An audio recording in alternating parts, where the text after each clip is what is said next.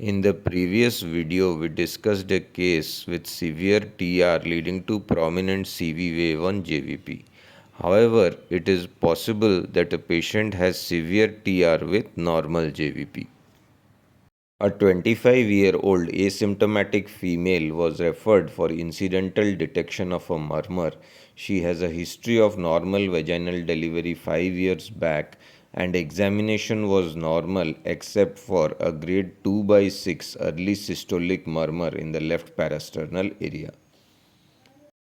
Chest X-ray revealed cardiomegaly with a slightly prominent right atrium, and the infundibulum is border forming. ECG shows a right bundle branch block pattern but with a Q wave in V1 and identical QRS complex in AVR and V1. In addition, the QRS complex is splintered and polyphasic in V4 to V6 and LID2 and AVF. Echo shows thickened tricuspid valve leaflets with apical displacement of the septal leaflet of the tricuspid valve. Note that the septal leaflet is tethered with restricted movement, whereas the anterior leaflet is large and elongated with exaggerated movement.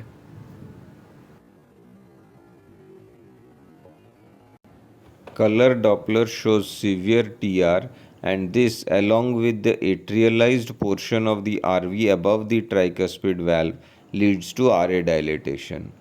The tricuspid regurgitation is low pressure with a peak gradient of 22 mm of mercury. The LV is small in size with paradoxical movement of the interventricular septum. The RV inflow view again shows the large anterior leaflet and the tethered septal leaflet of the tricuspid valve. On short axis, the dilated RVOT is seen in contrast to the underfilled aortic root. Thus, a 25-year-old asymptomatic female presents with a TR murmur without raised JVP. X-ray and ECG features are indicative of Ebstein's anomaly, which was confirmed on echocardiography.